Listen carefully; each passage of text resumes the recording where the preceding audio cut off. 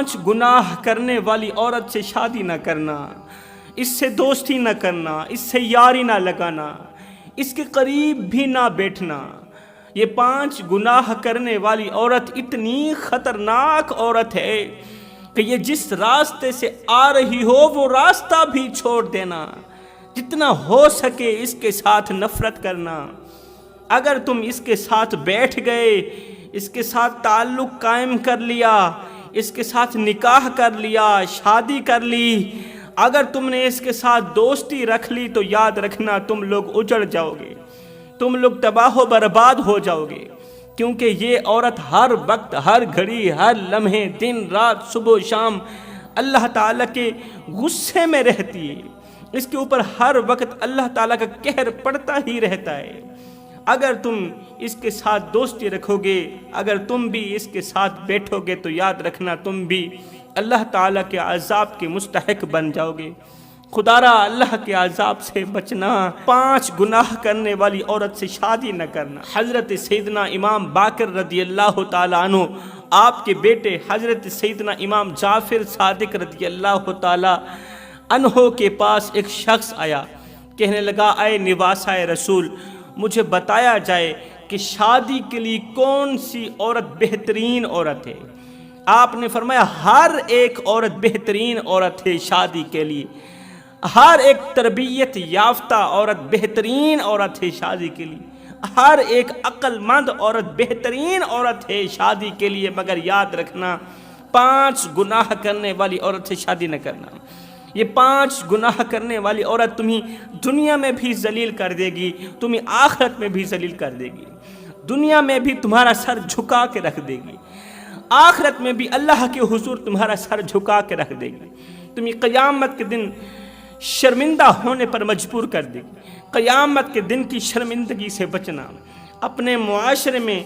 شرمندہ ہو کر سر جھکانے سے بچنا۔ 5 گناہ کرنے والی لڑکی سے دوستی نہ کرنا، یاری نہ لگانا، اس سے شادی بھی نہ کرنا۔ پوچھا گیا حضرت وہ کون سے 5 گناہ ہیں، وہ کون سے 5 گناہ ہیں جن میں مبتلا عورت سے شادی نہیں کرنی، وہ کون سی 5 خطرناک عورتیں ہیں؟ یہ سن کر حضرت سیدنا امام جعفر صادق رضی اللہ تعالی عنہ نے فرمایا غیرت کے کانوں سے سنو۔ ایک دن میرے نانا جناب حضرت محمد مصطفیٰ صلی اللہ علیہ وسلم رات کے اندھیرے میں مسجد نبوی کے اندر اپنا سر گھٹنوں میں رکھ کے زاروں قطار رو رہے تھے۔ رسول کریم صلی اللہ علیہ وسلم اپنا سر مبارک گھٹنوں میں ڈال کے، دونوں گھٹنوں میں ڈال کے زاروں قطار رو رہے تھے۔ چشمان اقدس سے آنسوں کی لڑی بہہ کر رخساروں کو چھو رہی تھی۔ آقا کریم روتے چلے جا رہے تھے۔ اتنے میں حضرت سیدنا علی المرتضیٰ شیر خدا کرم اللہ وجہ الکریم، آپ رسول کریم صلی اللہ علیہ وسلم کی خدمت میں حاضر ہوئے تو آقا کریم کو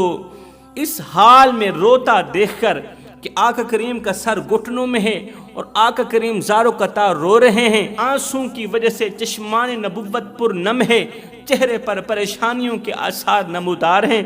تو حضرت سیدنا علی المرتضیٰ شیر خدا نے آقا کریم کو اس حال میں دیکھ کر رو کر آپ کے قدموں میں بیٹھ کر قدم چوم کر عرض گزار ہوئے، دریافت کیا یا رسول اللہ مجھے بتایا جائے، کیا میں پوچھ سکتا ہوں کہ آخر کس چیز نے میرے کریم نبی کو اس قدر رونے پر مجبور کیا؟ اب رسول کریم صلی اللہ علیہ وسلم نے فرمایا، اپنے رونے کی وجہ بیان فرمائی۔ میرے کریم نبی نے فرمایا یا علی، معراج کی شب، معراج کی رات جب میرا جہنم کے قریب سے گزر ہوا، اللہ سے ملاقات کرنے کے لیے معراج کی رات جب میں جا رہا تھا تو راستے میں سے جہنم کے قریب سے گزر ہوا، جب میں نے جھانک کر کے دیکھا، اللہ اکبر، جب میں نے جہنم کے اندر سے جھانک کے دیکھا تو میری امت کی کچھ عورتیں زاروں قطار رو رہی تھیں، چیخ رہی تھیں، چلا رہی تھیں، کیونکہ فرشتے ان کو دردناک عذاب دے رہے تھے، دردناک عذاب دے رہے تھے، وہ چیخ رہی تھی، درد کی وجہ سے وہ اور زیادہ چیختی،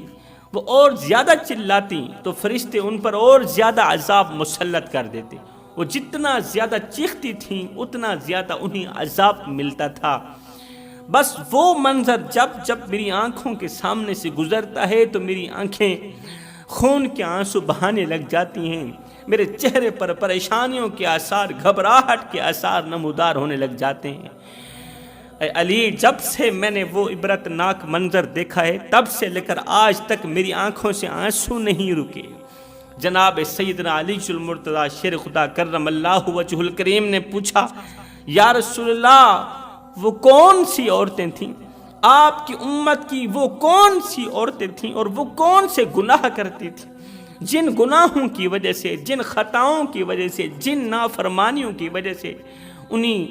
جہنم کے اندر دردناک عذاب مل رہا تھا، اور عذاب کی وجہ سے، تکلیف کی وجہ سے جتنا زیادہ وہ چیختی تھیں، چلاتی تھیں، روتی تھیں، فرشتے اتنا زیادہ ان پر عذاب مسلط کرتے تھے۔ تو جناب رسول کریم صلی اللہ علیہ وسلم نے پہلی عورت کا حال بیان کرتے ہوئے ارشاد فرمایا، پہلی عورت کا حال بیان کرتے ہوئے ارشاد فرمایا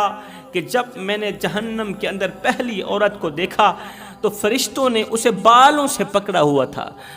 بالوں کے ذریعے وہ لٹکی ہوئی تھی اور زارو قطار چیخ رہی تھی، زارو قطار چلا رہی تھی۔ اس عورت کا دماغ چولہے پر رکھی ہانڈی کی طرح ابل رہا تھا، وہ جتنا زیادہ چیختی تھی اتنا زیادہ اسے عذاب ملتا تھا۔ جب میں نے جبریل علیہ السلام سے پوچھا، اے جبریل، اس عورت کو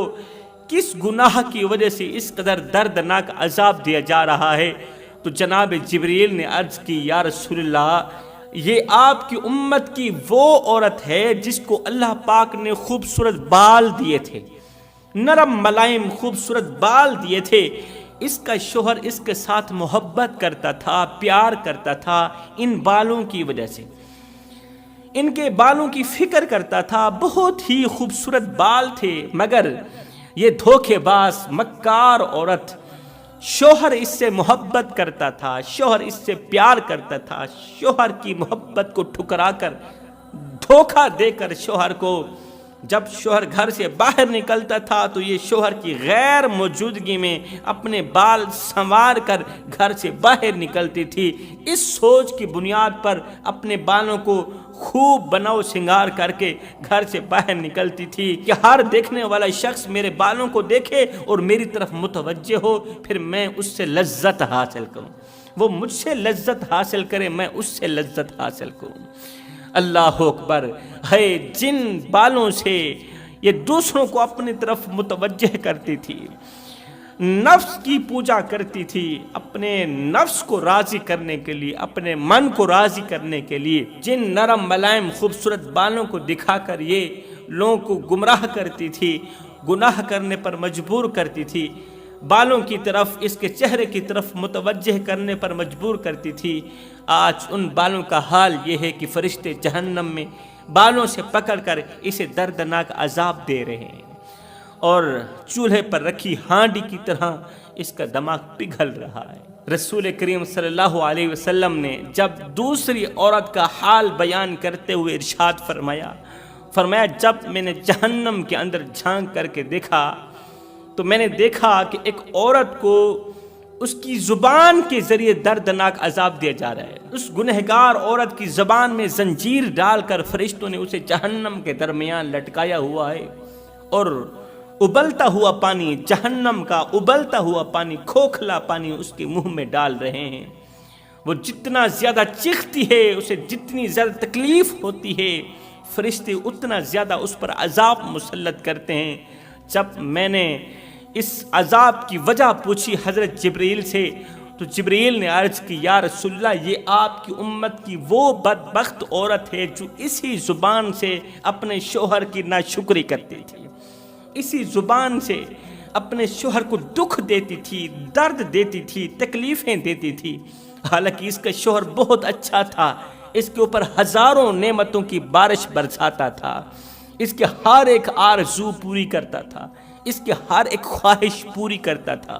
اس کا شوہر صبح و شام دن رات اسی کے پیٹ کے لیے محنت مزدوری کرتا تھا کہ مجھے کچھ ملے نہ ملے، میری بیوی کو روٹی کا ٹکڑا مل جائے، میری آرزو پوری ہو نہ ہو، میری بیوی کی ہر چھوٹی بڑی خواہش پوری ہو جائے۔ میں بیوی کی ہر چھوٹی بڑی خواہش پوری کرنا چاہتا ہوں۔ بیوی کو جب بخار آتا تھا،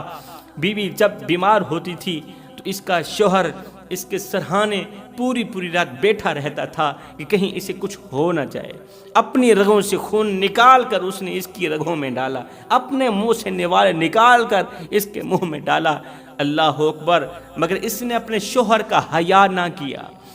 اس نے اپنے شوہر کی عزت نہ کی۔ صبح و شام کا تھکا ہارا مزدور اس کا شوہر پورا دن کام کرتا تھا، شام کو جب دروازے پر آتا، گھر کے دروازے پر آتا تو اگے بجائے شوہر کا استقبال کرنے کی، بجائے مزدور کا استقبال کرنے کے، کوئی ایسا جملہ بولنے کے کہ اس کی پوری تھکاوٹ دور ہو جائے،